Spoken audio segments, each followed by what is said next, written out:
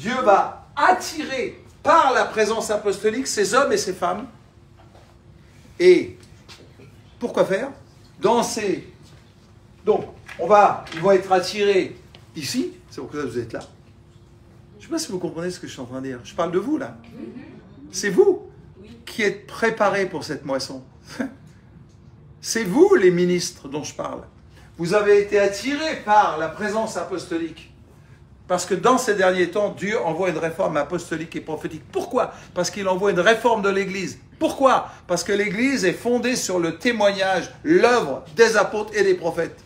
Donc pour qu'il y ait une réforme de l'Église, quelque chose qui change, eh bien il faut qu'il y ait les deux ministères, apôtres et prophètes. Et dans le monde entier, Dieu envoie cette réforme apostolique et prophétique. Et ici, on participe à cette réforme. Ici, ça se passe ailleurs aussi. Et vous êtes en plein milieu. Donc il y a une réforme apostolique. Et qu'est-ce qu'on fait ici? On vous forme et maintenant on vous envoie. Ça fait 2 ans que certains sont là. C'est la 2e année. Et maintenant, je vous envoie. Et je vous envoie en vous disant quoi? C'est chez vous maintenant que ça va se passer. Ce qu'on a appris ici, c'est pour ça qu'on va faire des chambres prophétiques tout à l'heure. Ce que vous allez apprendre ici, vous allez le faire chez vous. Et à cause de la présence apostolique, parce que vous allez dépendre de ce centre apostolique, à cause de la présence apostolique, là où vous êtes, ici, dans vos maisons, comme Dieu le voudra, c'est son plan à lui, c'est pas le mien, eh bien Dieu va, à cause de la présence apostolique, Dieu va attirer, ça écrit pas ce truc, donnez-moi quelque chose qui écrive. Dieu va attirer, tiens, ouvre-moi ça s'il te plaît. Dieu va attirer chez vous des ministères, des hommes et des femmes qui n'ont pas encore, qui ne savent pas qu'ils ont un ministère, mais qui se sentent appelés, qui sentent que leur vie manque. Il y a des choses qui manquent. On parlait avec Emmanuel tout à l'heure, tous ces chrétiens qui traînent la patte, et puis il faut les tirer pour qu'ils fassent quelque chose, etc. Mais il y a une foule maintenant de chrétiens qui attendent. Ces gens qui sont, des traînards. Ces gens qu'il faut téléphoner samedi. Rappelle-toi, calcule demain, ce serait bien, c'était là, parce que voilà, on pourrait. Puis on ne sait même plus quoi faire. On fait des cafés croissants à 9 h pour faire venir parce qu'on les attire, etc. Mais au fond, ces gens-là qui sont autour de vous, que vous ne connaissez peut-être pas encore, ils n'attendent qu'une seule chose, c'est que vous ouvriez votre maison en disant maintenant je vais venir là. Et Dieu, c'est Dieu, vous savez, il y a quelqu'un au-dessus. Je vous l'ai dit tout à l'heure, je crois. Il y a quelqu'un au-dessus, c'est pas vous qui dirigez. Hein. Vous dirigez même pas votre vie. C'est pas le diable qui dirige votre vie, c'est Dieu. Arrêtez d'accuser le diable, arrêtez, laissez-le où il est. Quand il est là, il faut le chasser. Oh, 0 problème. Hein. Mais quand il n'est pas là, ne l'inventez pas. Au fond, je vous le dis, là où vous êtes, il y a au moins 3 personnes qui attendent. Qu'est-ce que vous allez faire? Vous allez consacrer 1 heure par semaine à partir d'aujourd'hui. 1 heure par semaine, 1 heure par semaine chez vous. En disant à Dieu, cette heure-là, elle est pour toi. Et ne me dites pas, oh non, parce qu'on m'a demandé, etc. Vous savez dire non, ça vous arrive? Dites non un peu. Mercredi de 18 h à 19 h, c'est pour toi, Seigneur. Et c'est une porte ouverte pour le ciel. Et vous allez dire à Dieu en faisant ça, 1 heure par semaine, Seigneur, regarde, je consacre 1 heure par semaine, fais venir, attire, Seigneur, Père, moi je dis toujours ça, je dis Père, attire-le à toi, parce que Jésus a dit, nul ne vient à moi si le Père ne l'attire. Et moi je prie comme ça, je dis Père, attire-le. Je ne peux pas évangéliser, je peux pas amener les gens à Dieu, moi, vous savez. Si vous le croyez, vous les amenez à vous-même, ouais, parce que vous êtes, je sais pas quoi, vous êtes charismatique, on dit. Mais dans la réalité, c'est Dieu qui attire les gens à Jésus-Christ, par Jésus-Christ, par le salut, on en a parlé. Arrêtez de vous prendre pour ce que vous n'êtes pas. Prenez votre place. Prenez pas une place qui n'est pas la vôtre. Prenez votre place. Consacrez 1 heure par semaine à cette œuvre-là. En disant, Seigneur, moi, je te donne vraiment, je veux que les 20 prochaines années de ma vie soient marquées par cette réforme apostolique et prophétique. Parce que vous allez comprendre plein de trucs que j'en ai parlé la dernière fois, on en a parlé la fois d'avant. Et on va continuer à vous former, à vous former, à vous former. Et croyez-moi, ça marche. Ceux qui sont là devant, là, on les forme plus, un peu plus, parce que, voilà. Mais ce n'est pas des privilégiés. Mes privilégiés, ce n'est pas eux, c'est vous. Je vais donner ma vie pour vous. Je vous donnerai tout ce que j'ai appris. Ça fait 50 ans que je suis chrétien, je vous donnerai tout. Et vous irez plus loin que moi. Moi, il me reste que 30 ans à vivre. Ah, et vous plus. Ok, donc dans chaque mini-centre, dans chaque église mini-centre apostolique, Ça se passera chez vous. C'est par exemple le mercredi de 18h à 19h, quoi qu'il arrive. Quoi qu'il arrive. Bon, évidemment, s'il y a le feu, vous consacrez cette heure à Dieu en disant, Seigneur, regarde. Et Dieu vous regarde du haut du ciel. Vous savez, je n'invente pas ça. Dieu du haut du ciel, il regarde les gentils comme les méchants. C'est écrit dans votre Bible.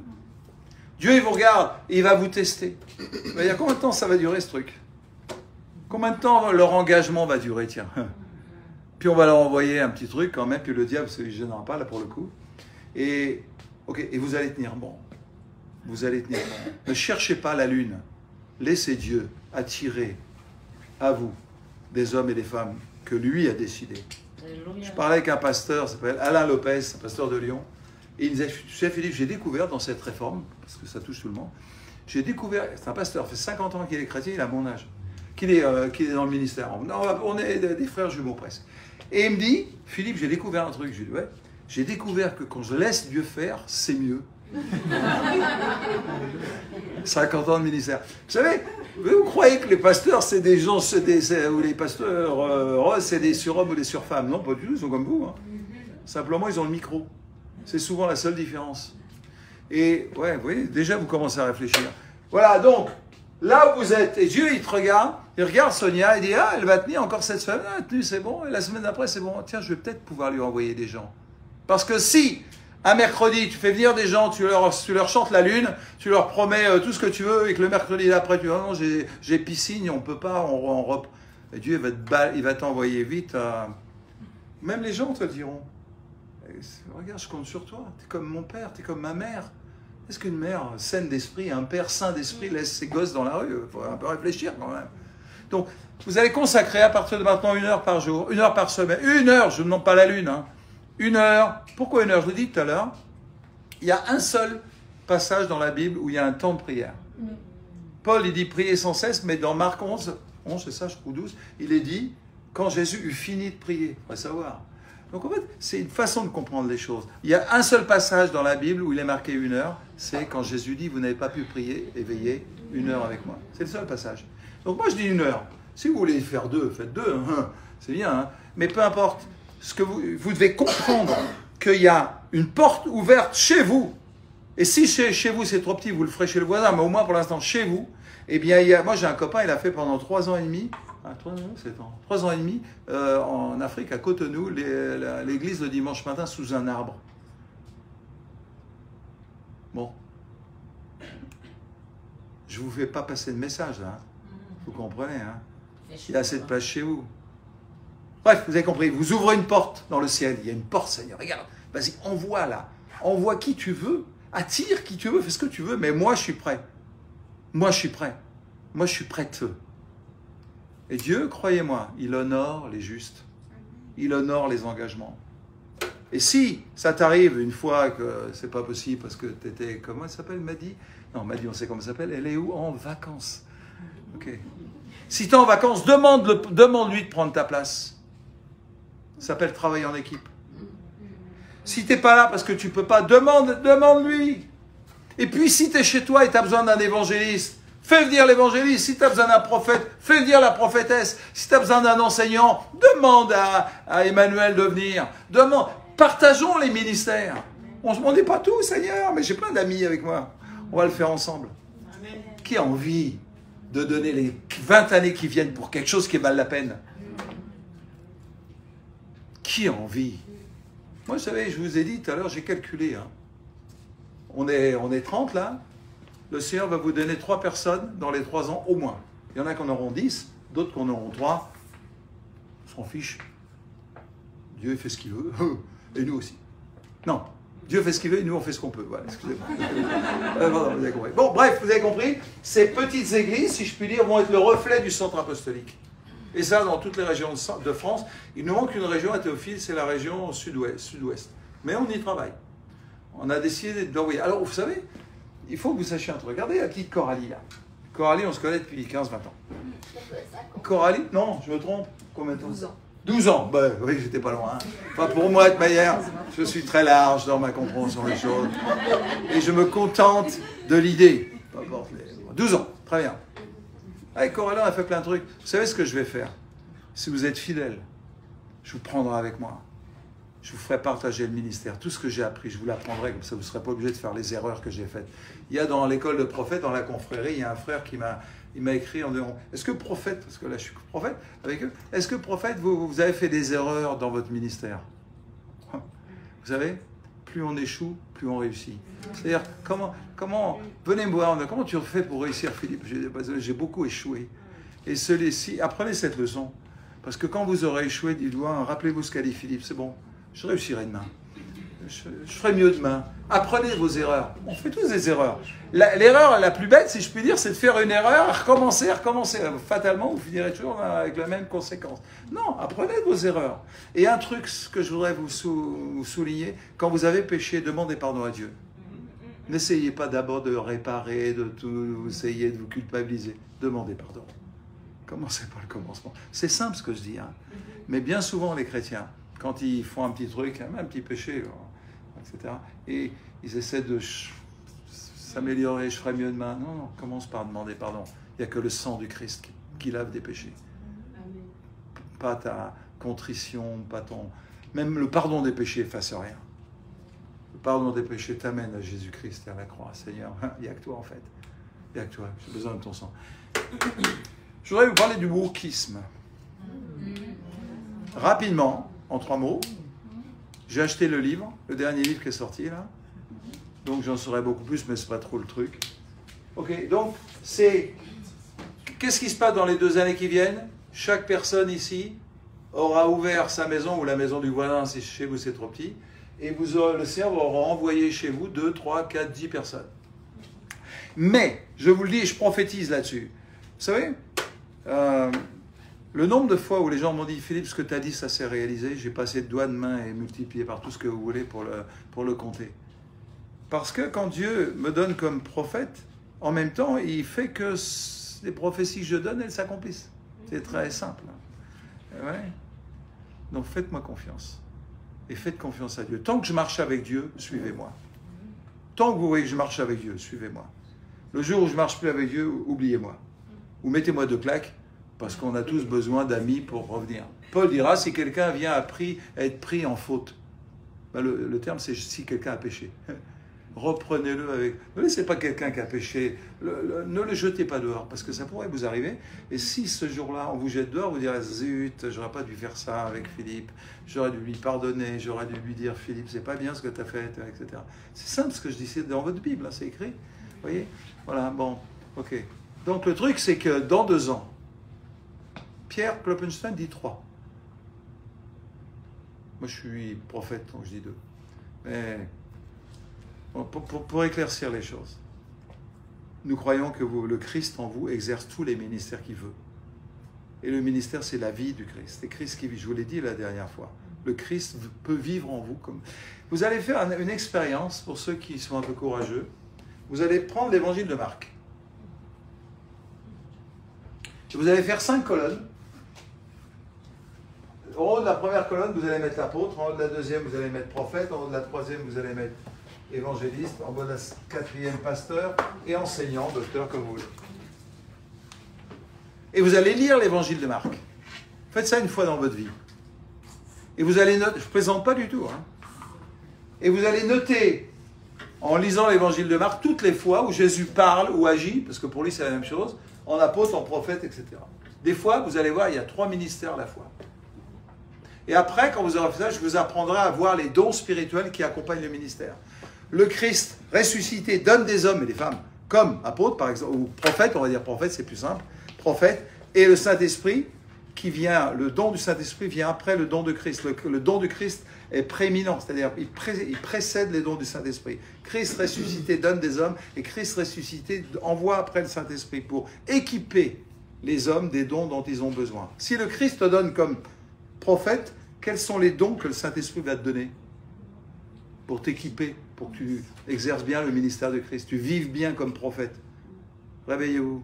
Je répète, si Christ est ressuscité, vous étiez là la dernière fois ou vous avez... Oui. Moi je peux recommencer, j'ai parlé que 3h30. J'ai battu le record du monde. Mais je peux recommencer, j'ai 0 problème, parce que je sais qu'il faut répéter les choses. Il n'y a pas d'offense. Je ne vous en veux pas, vous inquiétez pas. Je sais qu'il faut répéter pour que ça rentre dans notre tête. Sinon, C'est intéressant d'ailleurs. Vous savez, quand Paul, il voit Jésus sur le chemin de Damas, il voit Jésus, il lui apparaît, qui es-tu? Je suis Jésus que tu persécutes. Donc il a Jésus en face de lui, tout comme vous, mais lui il le voit en plus, c'est-à-dire en plus c'est du visuel si je puis dire. Et Paul il dit, c'est pas quoi faire. Vous savez ce que Jésus lui dit, vous verrez, c'est dans votre Bible, dans Acte 9, Jésus lui dit, rentre dans la ville et on te dira ce que tu dois faire. On te dira. Le gars s'appelle Ananias. Alors Ananias, moi je le trouve super. Mais pourquoi il ne lui dit pas Jésus? Pourquoi il ne lui dit pas? Parce qu'il veut passer par nous. Alors Ananias, il est formidable. Ananias, Jésus lui apparaît et lui dit, tu vas aller sur le chemin, tu vas rencontrer dans la maison, la route, la droite, etc. Tu vas trouver un gars qui s'appelle Saul et tu vas lui imposer les mains parce qu'il est aveugle, il m'a vu, il m'a entendu, etc. Vous savez ce que dit Ananias? Il dit, écoute Jésus, tu n'es peut-être pas très au courant là-haut dans le ciel. Et moi, je vais te dire, ce gars, il persécute les chrétiens. Et je ne vais certainement pas aller le voir. Et je lui dis, écoute, Jésus, discute avec lui. Mais vous savez, pour discuter comme ça avec Jésus, parce que si Jésus t'apparaît ici, il dit, toi tu vas te mettre au garde à vous, les autres sont sous les chaises, et tu vas y aller en courant. Mais pas Ananias, ça veut dire qu'il connaît bien Jésus. Il avait l'habitude d'entendre sa voix. Je te conseille de lire la Bible. Et non pas seulement lire les mots, mais d'entendre Jésus qui prononce les mots qui sont écrits. Parce que ces mots, il les a prononcés. Les prophètes les ont entendus. Et après, ils les ont écrits. C'est comme ça que ça marche. Bon. Alors Ananias, il fait dire, bon, j'y vais. Parce que c'est toi qui me le demandes. C'est un peu ça le dialogue. On va dire, il est habitué, il y va, etc. Au fond, ça ne me gêne pas de répéter les mêmes choses. Et si ça me gênait, je ne viendrais pas. J'habite l'Ardèche, moi. Il fait 30 degrés, là. Je vais remplir ma piscine et je vais me baigner dedans. Voilà, ça vous dit quelque chose? Non, vous voyez, on est loin de Paris. Mais je viens pour vous. Je viens pour vous. Pour vous dire les choses. Et ça ne me gêne pas. Parce que je vous aime. Et je n'ai pas de honte à le dire. J'ai juste de l'amour pour vous. J'ai une sorte de passion pour vous. Vous êtes mes enfants, vous êtes mes filles, mon fils. Et je vous traite comme tel. Je vous considère comme tel. Je pense à vous comme ça. J'aimerais parfois que vous soyez, mes enfants soient comme vous. C'est la vérité. Et je ne me laisse pas. Donc au fond, Christ vit en moi et il vit comme. Vous allez voir avec vos 5 colonnes, on se voit la prochaine fois. Coralie s'en souviendra. Moi j'aurais oublié, mais Coralie s'en souviendra. Et vous me direz avec vos papiers, regarde Philippe, là il parle en prophète, parle, agir, vie. Rappelez-vous, c'est la même chose. On parle beaucoup moins de ministère que de vie. Christ me donne comme dans un ministère de prophète, ou alors il vit en moi comme prophète. Et c'est plus moi qui vis, c'est... Allez-y, réveillez-vous. Voilà, oui, vous connaissez un verset dans la Bible, c'est bien. Voilà, c'est pas mal, allez-y. Et tout d'un coup, le Christ prophète vit en moi comme... Et quand il me donne comme, c'est-à-dire quand je vois Sonia, j'ai une pensée prophétique qui vient. Et je sais, pour l'instant, j'ai rien dans la tête. Je vous confie un secret. J'ai rien, je pense à rien. Mais il y a l'onction, c'est-à-dire la personne du Christ qui vit en moi comme prophète, il vit en moi comme prophète, je le connais. Je sais comment il pense, un prophète. Je l'ai lu dans la Bible. J'ai la même Bible que vous, mais je l'ai lu peut-être un peu plus, c'est tout. Et quand il me donne comme prophète, je sais comment ça pense un prophète, je sais ce que ça ressent un prophète, je l'apprends à mes prophètes tous les mardis. Et je leur dis, voilà comment ça va. Parce que quand je suis donné comme prophète, je sais émotionnellement même ce que ça ressent, spirituellement. Donc je m'approche de Sonia, mais j'ai rien dans la tête. J'ai juste la personne du Christ qui vit en moi comme. Et je m'approche, j'ai pas de don, je pense pas un truc. Le don vient quand j'avance dans la personne du Christ. Comprenez ce que je suis en train de dire? C'est-à-dire, quand vous êtes donné comme pasteur pour quelqu'un, ne cherchez pas la révélation, je ne sais pas quoi, qu'est-ce que je vais dire, qu'est-ce que je vais faire. Allez-y, vivez, ou laissez le Christ vivre. Et vous allez voir que le Saint-Esprit va vous équiper des dons dont vous avez besoin pour exercer le ministère du Christ. Ça marche comme ça dans la Bible. Et au fond, l'auteur d'Épître aux Hébreux dira, les dons du Saint-Esprit sont donnés pour accompagner la parole, la démonstration de la parole, c'est le Christ, la démonstration de la personne du Christ dans la vie des gens. Parce que les dons suivent le don du ministère. Nous, on a mis les dons en avant. Celui qui a le don de guérison, machin, un truc, etc. Mais c'est fini, ça. Maintenant, on met le Christ en avant. On s'est aperçu qu'on a éjecté le Christ du ministère. On veut plus, en tout cas, si, on veut plus ça. Et moi, on va vous former exactement comme ça, pour mettre le Christ en premier. Et vous allez voir, les dons vont suivre. Les dons vont suivre. Et alors, dans toutes vos petites maisons, églises, centres apostoliques, mini-centres apostoliques, vous allez reproduire ce que je dis, vous allez le dire. Ah ça, je veux être là. Je veux être là. Parce que tout d'un coup, vous allez dire, mais Philippe, ça libère les gens. Il y a une grande liberté. Tout d'un coup, c'est plus moi qui ai le ministère et les autres n'ont rien. Ou peut-être il y en a un ou deux sur le groupe que je vais discerner, qui peut-être... Non, c'est fini ça. Maintenant tous, Paul dira dans Ephésiens 4:7, chacun a été donné comme. Chacun c'est tous. Toi, chacun. Tout le monde. Et c'est comme ça qu'on vous forme. Je voudrais vous parler maintenant, de vous donner une des bases. Est-ce que ça va ce que j'ai dit? Est-ce qu'il y a quelqu'un a une question? Tiens, on va voir. Allez. 3 questions. 2 questions. Une question? Plus de questions. En avant. Je voudrais vous parler du wokisme et vous parler rapidement parce que j'ai un projet et je veux qu'on fasse les chambres prophétiques. Pour ceux qui ne savent pas, je vais vous mettre des bandeaux sur les yeux, vous allez prophétiser, tous.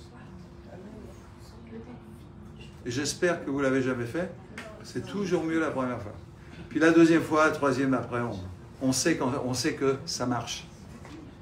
Vous savez, vous allez avoir un bandeau sur les yeux, vous aurez 3 minutes pour dire à la personne que vous ne voyez pas. La seule chose qu'on vous dit, c'est que c'est une femme ou un homme.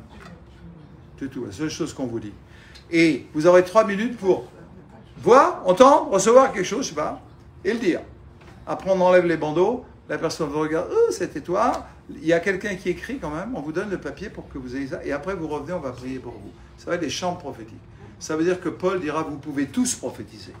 Ça veut dire que vous pouvez tous être donnés comme prophète et avoir le don spirituel qui va avec. Et là, en tant que prophète, c'est moi qui dirige, et c'est moi le maître prophète, et quand on organise quelque chose comme ça, vous êtes sous mon autorité de prophète. L'onction de prophète, elle vient sur moi, et après, elle va sur vous. Et vous êtes donné comme prophète, comme ça marche comme ça. Et les dons vont venir. Vous allez voir, les bandeaux sur les yeux, le Seigneur vous donner une image, une parole, etc.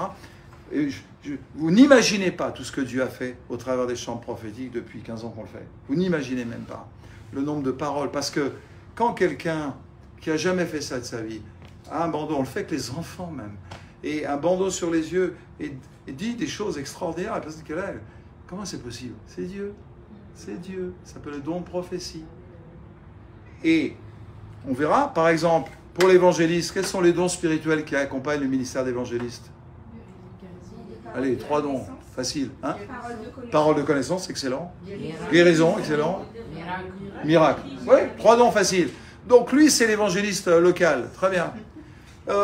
Au fond, on va faire la même chose. On va faire des écoles d'évangélistes. On est en train de faire des écoles d'apôtres. On est en train de faire des écoles de pasteurs. Je veux vous apprendre à vivre le Christ comme...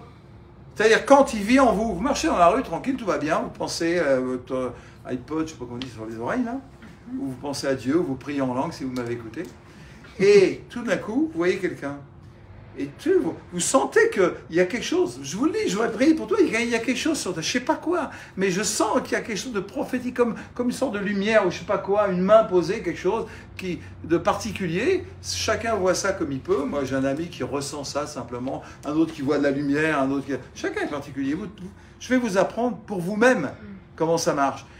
Et puis, vous étiez avec quelque chose, vous approchez de la personne, et je vous le dis, en vérité, c'est la vérité. Si vous vous approchez, vous comprenez que c'est le Christ qui vit en vous, comme vous allez voir dans l'évangile de Marc. Quand vous allez vous approcher, les dons spirituels vont venir. Et je prétends qu'il y aura beaucoup de guérisons. On a parlé de ça, je crois, tout à l'heure. Je prétends que dans les derniers temps, il y aura beaucoup de guérisons. Je pense beaucoup de guérisons parce que ça va accompagner le ministère d'évangéliste. Rappelez-vous, je ne prêche pas les guérisons pour la guérison. Je crois que c'est une impasse.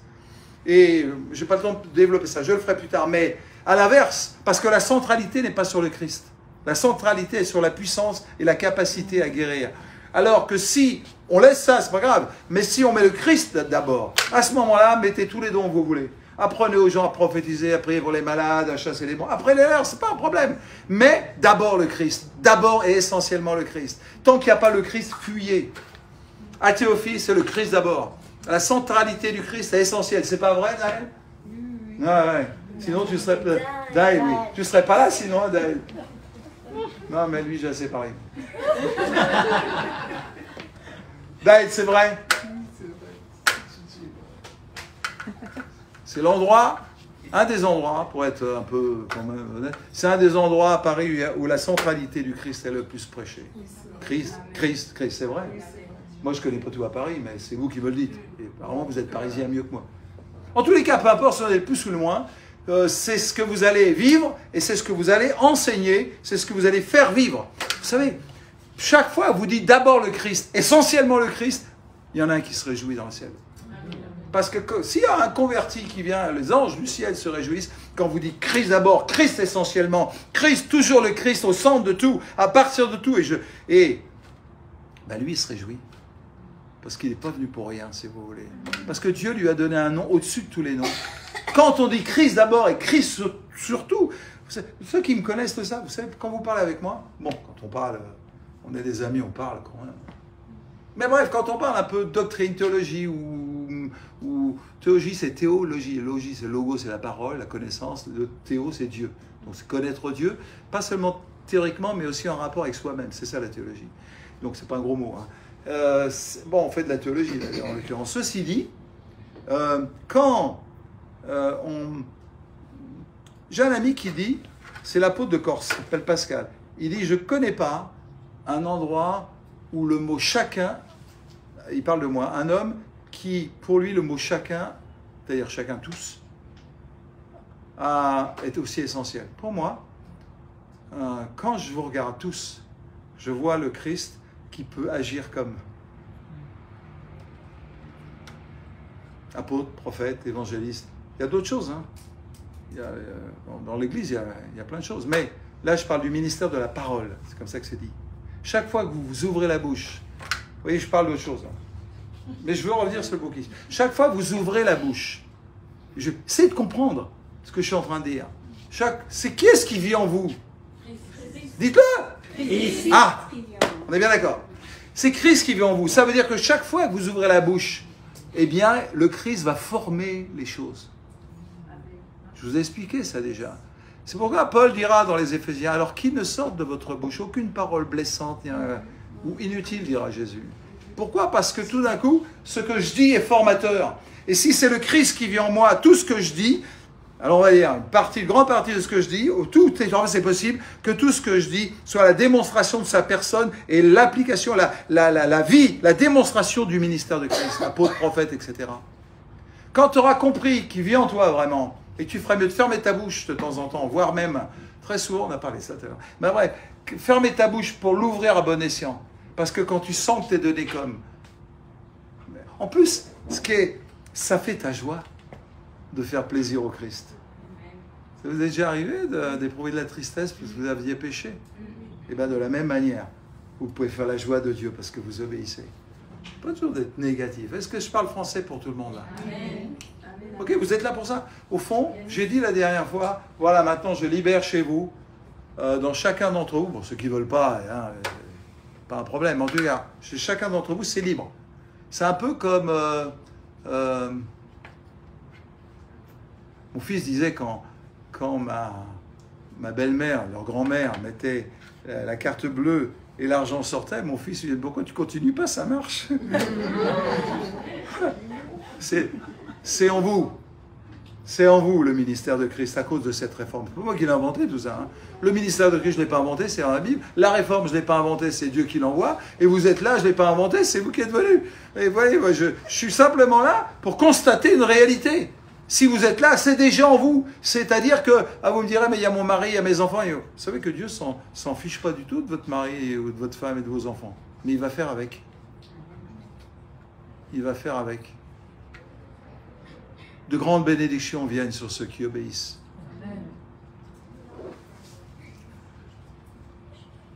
Bon, j'ai pas le temps de parler de toutes les déviances, mais...